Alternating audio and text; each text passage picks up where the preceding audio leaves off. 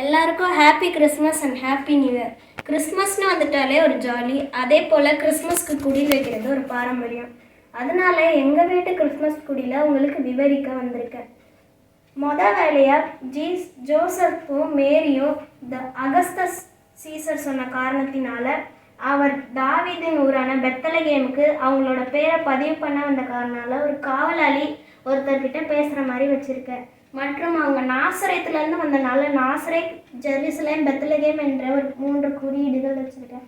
பக்கத்துலேயே ஏரோது ராஜாவோட அரண்மனை இருக்குது. ஏரோது ராஜா தான் ஜீசஸ் பிறக்கும் போதே அவரை கொல்லணும்னு பார்த்தாரு. அப்படியே ஒரு நதியும் இருக்குது. அந்த நதிக்கு பக்கத்தில் கால்நடைகள் மேய்ஞ்சிட்ருக்கு. அப்படியே இந்த பக்கம் ஒரு அழகிய பெத்லகேம் கிராமம் இருக்குது. பின்பு கபிரியேல் தூதர் ஆடு மேய்ப்பர்களுக்கு மெசியா பிறந்துள்ளார் என்ற நற்செய்தியை அறிவிக்கும் விதமாக கபிரியேல் தூதர் மேய்ப்பர்களுக்கு சொல்லும் விதமாக ஒரு அடையாளமாக வச்சிருக்கு. அப்படியே இங்கே வந்தீங்கன்னா நம்ம இயேசு பிறந்த குடில் இருக்குது. இயேசு பிறந்த குடிலில் இயேசுப்பாக்கு பக்கத்தில் மாதாவும் சூசேப்பரும் பின்பு 3 ராஜாக்களும் பின்னாடி ஒரு இடையரும் வச்சிருக்கு. மற்றும் 3 ராஜாக்கள் அவங்களோட வழிகாட்டியாக பார்த்து வந்த தூய ஆவியாரை அடையாளமாக வச்சிருக்கு.